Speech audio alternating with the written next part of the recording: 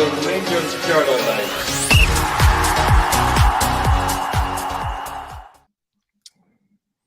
Good afternoon, ladies and gentlemen, and welcome to the Rangers Journal. This is our pre-match thoughts for our first game of the season, our club friendly against Club Brugge, with lots of new things to see, or maybe not as many new things as we might have liked to have seen, as we'll get onto in a moment. Joining me this afternoon, we have Billy. Afternoon, Billy. How you doing, mate? I'm not too bad, thank you. Yourself? Yeah. Joie de vivre is back. The team is back. So looking forward to this game just for the sake of getting real football again. That's always good to get the team back and playing. And joining us, of course, is from the Abbott channel himself. We have Andrew. Hi. How you doing? How you doing? Just like Billy, I'm not normally one for friendlies. Friendlies are they're just there to get minutes in legs. But do you know what? Today I'm well up for this. We've been starved of football. We've got a new manager. We've got new players in. So let's see what this one's going to bring us. Indeed. And welcome to everyone who is in the chat watching as ever. A few familiar faces and names seen there. So welcome, guys. Thank you for tuning in to the show today. So before we get on to the specifics, we do have the lineup here that we'll go through, and a couple of surprises in there perhaps. But before we touch on that, Billy, just want to get your kind of general thoughts and feelings sort of going into this, as we say, finally getting a bit of the football back, and of course with a new manager, new signings and things like that, we will hopefully be looking to see sort of the shoots of what he's going to bring to the team. Yeah, it's still early days in the pre-season, isn't it? So yeah, new manager. Looking forward to seeing if he changes anything dramatically, if the style of play is evident from this first game. But I still think, as much as I'm looking forward to this, I expect a completely different starting lineup for the actual, the qualifiers for the Champions League and for the first game of the season. Because, yeah, there's a couple of players, as we'll maybe go over, that we maybe won't expect to either be in the squad at all, or certainly not in the starting lineup that are starting today. So, just want to see where the team are fitness wise. Interesting. There's actually a couple of players not in that. Not just the lineup, they're not in the squad at all. So I maybe want to touch on that a wee bit later on as well. But just looking forward to having, the football. Usually with something over the summer that we've got, like a Euros or the World Cup or something on. But there's just been, I guess that this Club World Cup thing, but I've really paid no attention to it. But just to see how the team sets up and whether we can take anything from that going forward into the season. Absolutely. And yourself, Andrew, you mentioned being excited for the game. Is there anything in particular that you're looking to see? Just Rangers playing at Ibrox. Well, looking at this game, it'll be interesting to see Aaron's. Obviously, Tavernier's not starting, which was... sometimes you look at that as quite a big thing, but again, this is a friendly. We'll probably see him in the second half. It'll be interesting to see how the back line shapes up. At the minute, I probably would say it is a back four. Looking at that, interesting to see Proper in there, especially with the links back to the Netherlands. So that is quite interesting. But then again, is this putting him in the shop window a little bit? And again, is this about rotating everyone, making sure everyone gets a bit of a game today? Obviously, Munn's on the bench as well. There's a possibility we could see Butland and Munn in the game because it will be unlimited rolling subs. Danilo starting up top. This is a big chance for him to really show something, I think, today, hopefully. We've all seen him looking absolutely burst during the training, which is always good to see. Interesting with Curtis and Cortez. Again, Cortez, probably one of our most expensive additions this summer, which we keep forgetting about in a sense. Hopefully he can maybe hit the ground running and show some of that form that he did when he came in at the start of the season. But yeah, I'm not reading too much into the squad. Interesting to see Barron as captain. I think that's good for the wee man. He only really came back into the squad towards the end of last season. Looked really out of favour in the latter parts, the kind of middle of the season of the Clermont. So that's also good to see as well. Shows what Russell Martin does think as well. Absolutely. Is there anything in the lineup there, Billy, that sort of jumped out for you? Well, no Iggerman and no Dessers. Robin Proper being there again has been mentioned by Andrew, but I thought he was closer to the exit door than maybe that suggests with him being there. But maybe we're looking for more suitors than just FC20 to come in and take him back off our hands.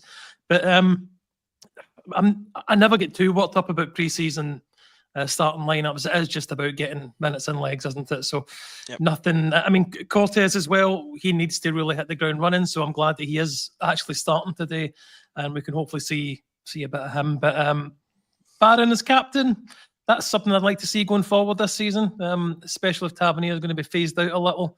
And again, you know, King, I didn't realise King was actually still with us. So that was a surprise in the lineup for me, that purely because I forgot he was there. But hopefully he's not, no, I guess I don't want to be cruel to him, or no offence to him, but he's not taking these chances when he's had them. So I don't really see him having a future with us.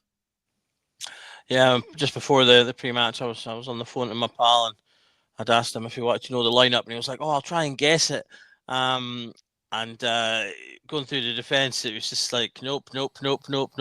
As he sort of picked the new guys and everyone else, and it took him forever to get King. I was just sitting there like, he's a forgotten man. But he just doesn't come to mind when you think of lineups nowadays, really. So yeah, interesting to see him in there. I'm not really surprised to see Proper. He's featured quite a lot in a lot of the training videos. So it looks like he has been doing a lot of work in pre-season, so I'm not necessarily so surprised to see him in there. And you mentioned obviously Tav not starting. He didn't start at the beginning of the last season either, and we saw how that panned out. So that could go either which way.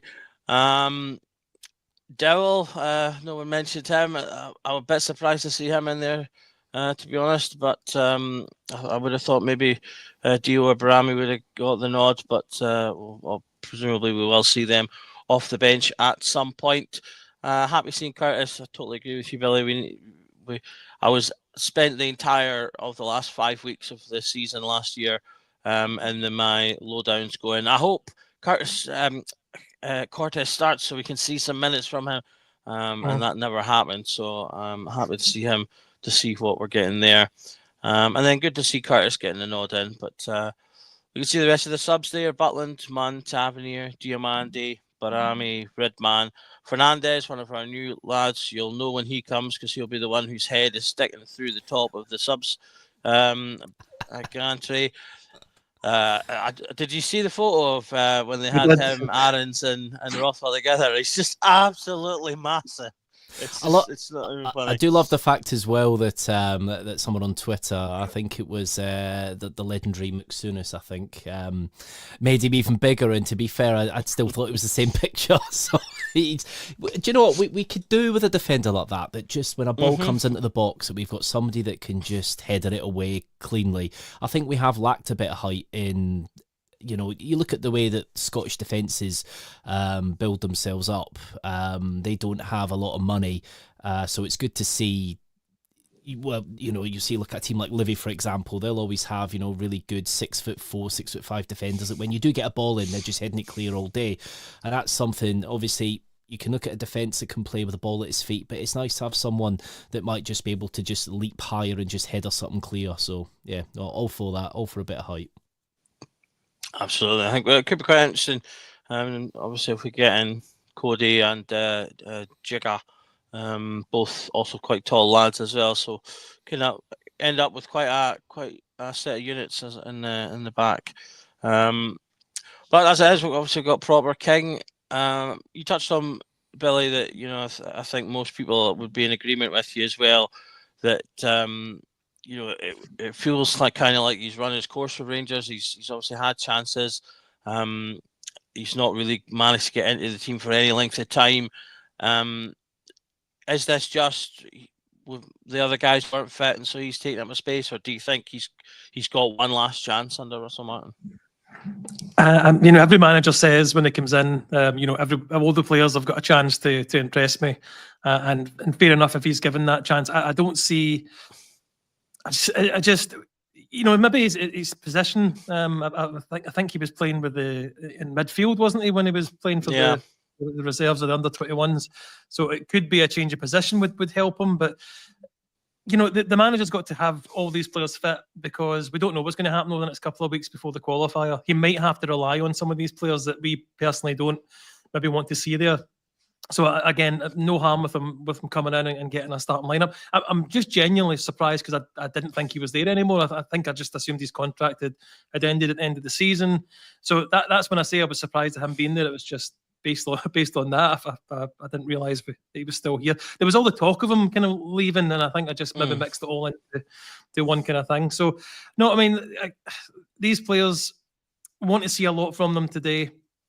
Want to see the desire. I love the man. I don't know if you've seen that video of the manager where he says he doesn't want players that have one or two options and they'll call you back when they've discussed another option. He wants players that are absolutely adamant and want to be here.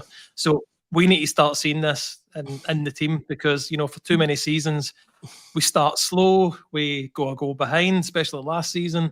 So these guys, as much as we're up against a decent team, these guys need to show that they really want to fight for the place because we've got important games coming up and we can't start the season like we've done a few times recently with, losing or drawing the first game. We really need to be flying out the traps.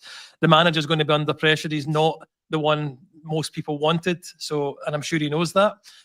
So he's going to have to drill that kind of desire into these players. And that's what I'm looking forward to more than anything today, Doug, just seeing if he's done that, if he's managed to impart any kind of style of playing or system into the team. Yeah, absolutely. Andrew, one of the other things that Russell Martin said in some of his videos, he talked about the mentality of the players and that he wants players who for him, it's more important that they have the right mentality than necessarily are the most skillful or the most technical. He wants that, do or die. We'll put all the effort in players, and as I say, he specifically marked that as being more important. What's your thoughts on that, and do you think that could be something that we'll see playing in terms of his selections moving forward?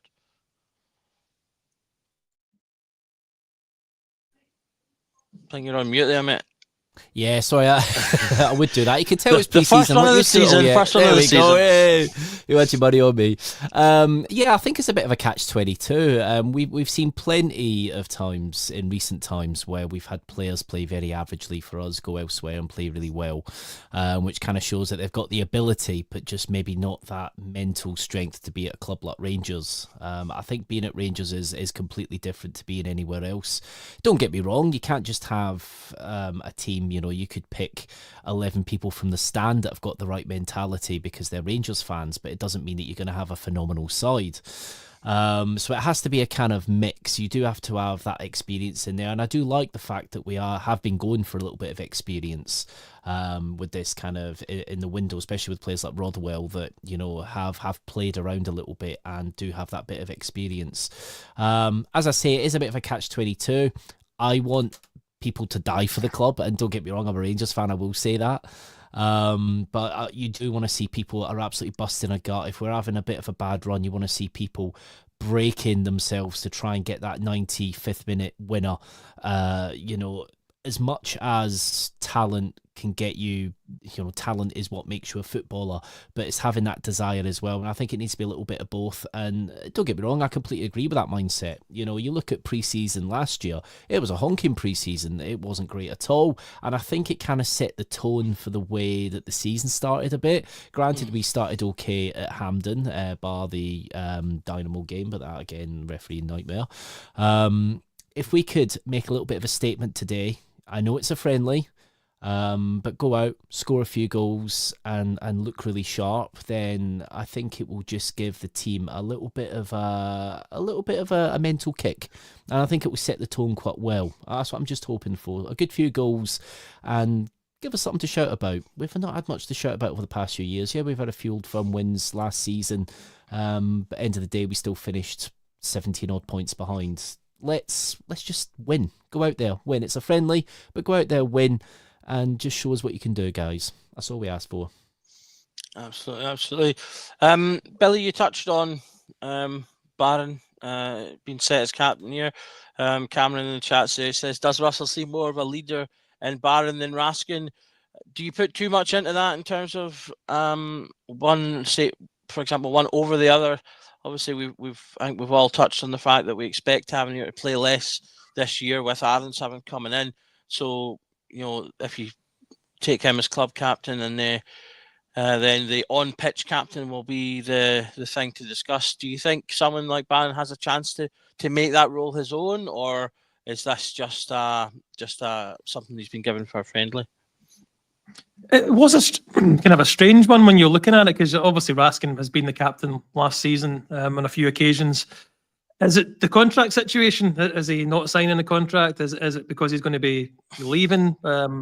Either way, it seems a little bit of a loaded choice, if that makes sense, Doug. That you know, Barron. I mean, I do like Barron, and I think someone like him getting the captain's armband gives them an extra 10% in his play, and that's why I liked. I was saying I wouldn't mind that going forward if he was chosen to be the captain for going into this season. He maybe needs to be a bit more consistent. He obviously started well last season and maybe dipped a wee bit, so it could help him that way. But it does seem like there is something in that, doesn't it? That why not Raskin starting as well? Why not have him as captain?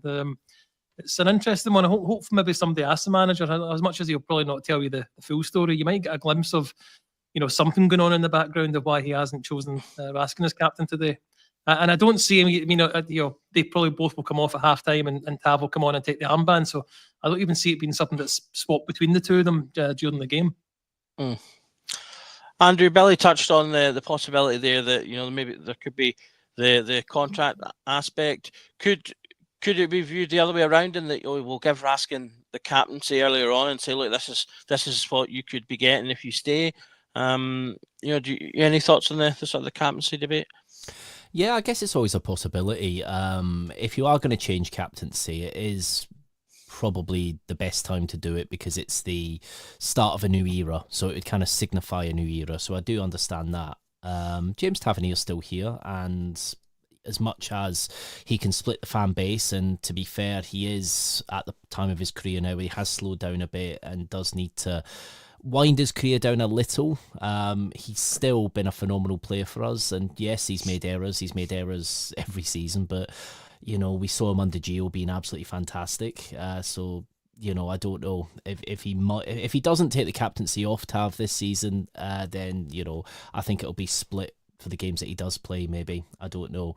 The contract situation with Raskin from when we saw that.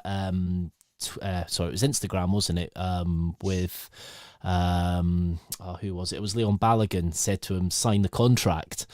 I think that this has been ongoing for a while now, so I don't know if he's maybe possibly looking at his options. The club obviously want to tie him down, and it's not just tying him down, it's securing a higher transfer fee if he does eventually go, let's say in January or next season. For what I've heard from some people at the club, Raskin loves it there. He does love being at Rangers, but he's also got aspirations. He's now in the Belgian nationals team, and he's not just a bit part player there. He's a game-changing player when he has come on the park for some games. So there are a lot of clubs looking at him, and it's kind of understandable if he is, exploring all options first. But I hope we can keep a hold of him. I hope we can build the team around him a bit, because I think with better players around him, we can be an absolute force with him there. I think it's possibly very likely the contract situation. It's hard to tell, because I think we have to base a lot kind of on assumptions, but you never know. The contract might be signed. Maybe they're waiting to announce it. Who knows? But yeah, it's an interesting one seeing Barron. Maybe he's just been rewarded for his performances towards the end of last season and for what he's done in pre-season. After all, it is a friendly. I don't think we'd bat too many eyebrows if you saw Kelly with an armband on. It's one of those. Barron will come off at some point in the game, I imagine. So it'll be interesting to see who gets the armband when he comes off. Yep, absolutely. We could see it. I think as Billy suggested, we might see it passed around once or twice throughout the game. Billy, I'm not necessarily hugely surprised that Asgard isn't in the team, given that he's only been in the door for a matter of hours. But are you a little surprised that Rothwell hasn't even made the bench? Yeah, I mean, maybe it's just to do with moving himself up here. So he's not had. He's certainly been involved in the promo IKEA side furniture. of things. Yeah. I mean, I know that's a joke from last season, but or was it 2 seasons? When was it Dessers? The joke was something to do with. But it could just be something as simple as that. Yeah, he's not had. He's maybe not trained as much as the others, and he's maybe not in a position to really. Thing is, what we don't want to do is what happened to the player last night. Was it Dortmund player that got injured last night? Is it Musiala? We don't want something like that happening. If a player's not ready to start, and he's not had enough pre-season yet, then I don't want to be risking any injuries with any of these players. But he is only in the door a few days as well, so I'd like to see him just because I want to see all the new signings. But if there's other stuff going on, it's maybe not too surprising. I'm pretty sure he'll be involved in the next friendly. Absolutely. My pal was saying he got an email because he's going to the game. He got an email that said, come to Ibrox and see Asgard. So I'm assuming that they'll maybe parade them out at half time, give them a chance to give a wee applause. What was I going to say next? I've forgotten. Is there anyone on the bench that you particularly? Do you think everyone on the bench will get a go, or is there anyone in particular you'd like to see? Well, I think Fernandes would all like to see, just to see what he's like within that squad, within that kind of, just to see how he is, what he's like at reading the game. Interestingly, I'd like to see Buzrami. I just hope that we can get something out of him because he's really nosedived last season, and I was so excited when we were signing him. And I know some people said that this is a bit of a panic buy. I didn't feel that way. I when I saw him play for Albania, we all remember him in the Euros, and he's definitely got something. And I remember that Lyon game. The team was honking, but he was the one that was a step ahead of everyone else, and he was playing balls that nobody could read, but they were finding the right space and the right gaps. I just hope that he now has adapted a bit better. I know that he wants to fight for his place. So, we need to try and make something out of him. As much as Cortez, between him and Cortez is about £10 million there. So, hopefully he can kick on as well. Yeah, it'll be interesting as well. Not just the team, but it'll be interesting to see if he changes the formation mid-game. I know that Russell Martin, is a little bit more open now to adapting from what he was talking about. Generally, as his system, like most managers, you stick to your system, you stay with it. But he has spoke about he's not afraid to do that. So let's see that. Let's see that in a game like today, if we're maybe under the cosh a little bit. Let's see if he does change things up.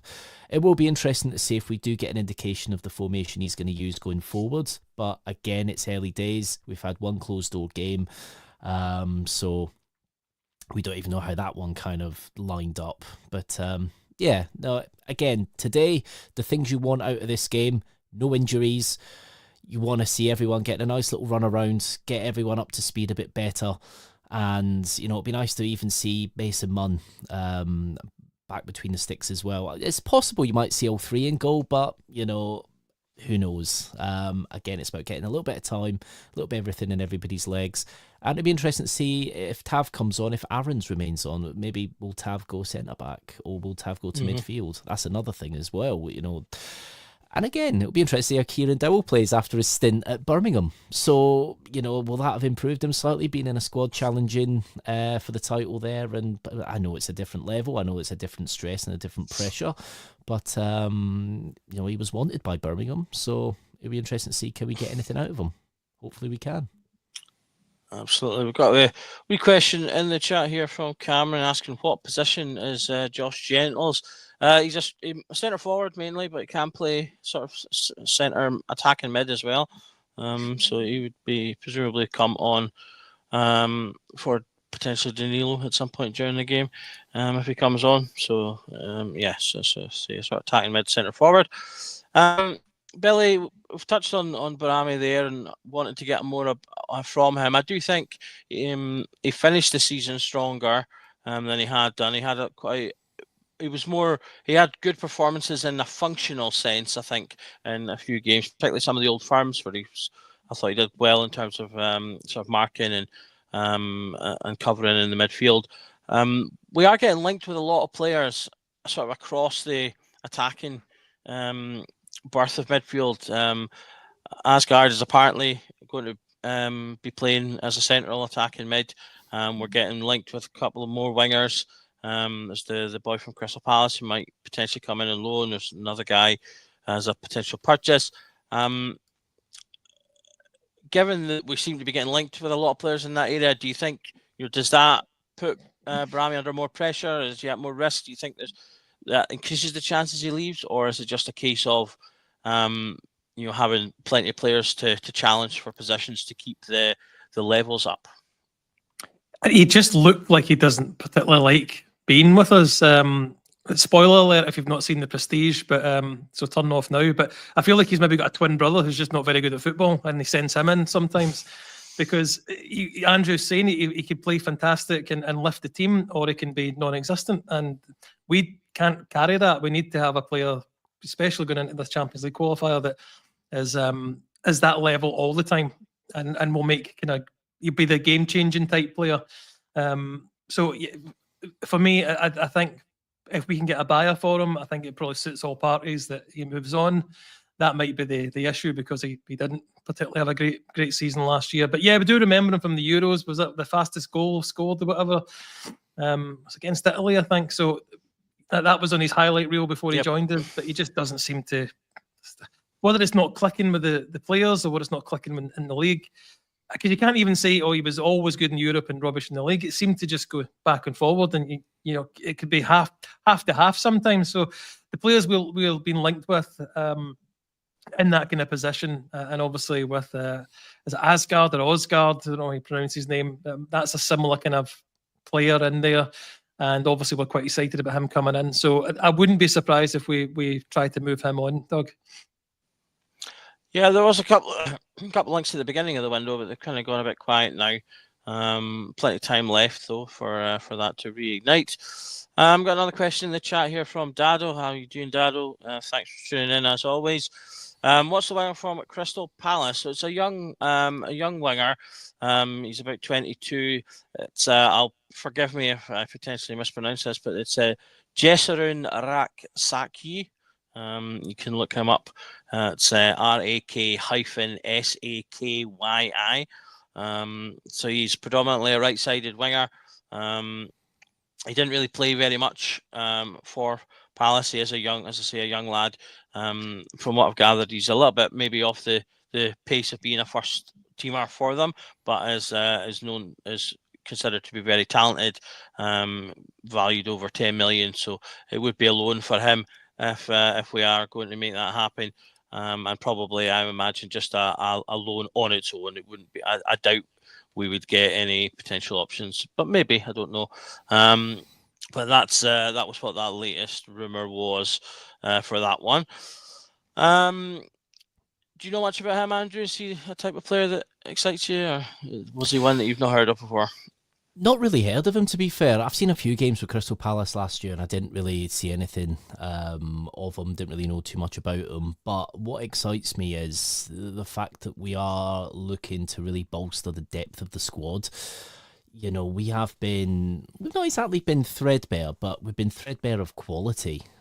Which is always, sometimes you look at the bench and have the absolute fear going into an old firm. Mind you, the old firms weren't the problem last year, but I always look back to the season we won the league when we won 55. We had brought Cedric Itten in, we had brought Kemar Roof in. All right, Itten wasn't probably the right fit. Decent striker, but not the right fit. And I don't think we utilised him properly, but it was all because it looked like Morelos was going. It looked like he was leaving. They were going to be the replacements. And obviously, when he didn't go, we had an abundance of strikers, and it did help.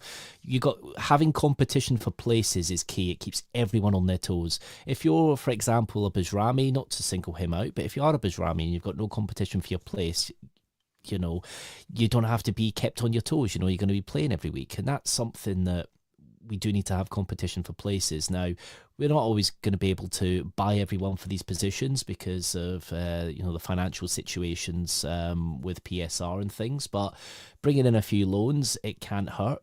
We do need that depth. Obviously there's links with Jamie Vardy at the minute, which is the only time I'm happy to be linked with a 38-year-old, just because of the type of player he is. I'm getting visions of Jermaine Defoe. How useful was Jermaine Defoe when he came to Rangers? People were saying he was over the hill at the time, but how useful was he? He contributed 20-odd goals, didn't he? And some important ones at that.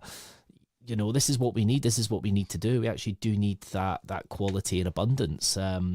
obviously the 49ers enterprises, they have their kind of metric system where they'll look at players that meet certain targets and things. I do imagine the young lad from Crystal Palace will be flagged up somewhere, probably on a report where he's meeting certain things for Martin's system. So I'm all for it. Always remember the Leeds fans, when they sold their best players, brought in other players cheaper, the fans were in uproar. They won the league last year. And don't get me wrong, the Championship's a very different league to the Scottish Premiership. However, the Championship's probably, outside of the English Premier League and a couple of others in Europe, probably the next hardest league. You've got to be honest, it's a very tough league to get out of. So you do have to look at that and think, you know what, you maybe got to trust the process. I know we can't really base it on anything yet at the club. You've got to see some fruits of labour, and hopefully we start seeing some of that today. But yeah, I trust the process. I'm happy with them bringing anybody in. Absolutely. So just before we finish, Paul has also mentioned, what about the winger from Maccabi that we were linked with Thurdsman? So, yep, we have also been linked to a winger from them. His name is Wesley. It's Weslley Patatai. Patai. Although you may find him down as Pinto, depending on where you look. He's got one of those names that's slightly longer, and then he's known by slightly different things. But he does play for Maccabi Tel Aviv. So if you're looking up, you want to find him, you'll find him under them. He's predominantly a left-sided winger, 21 years old, Brazilian.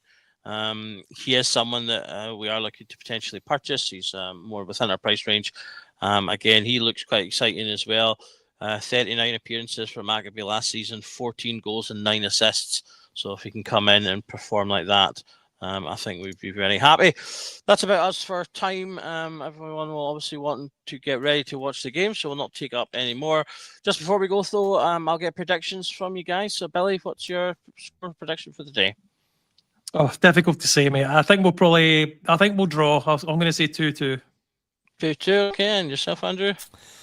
Oh, it's a difficult one. To be fair, I've not even looked at the Bruges team, to be honest. I imagine they'll make a lot of changes. I did, Andrew, and I couldn't tell you any of them.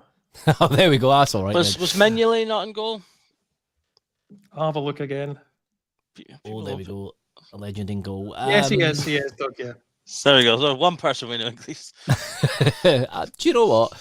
I think that with the desire that Martin's trying to get through the squad, I think that we'll be looking to go for it a little bit today. Obviously, from what we've seen from Martin, he's generally a possession-based, slow build-up is what we keep hearing. Hopefully we don't see it that way. Hopefully it's a bit more faster paced, but looking at training, it looked quite fast-paced. You know what? I'm going to go for overloads in all areas and 3-0 by half-time. So, okay, I'm going to go for goal scorer and say 4-2.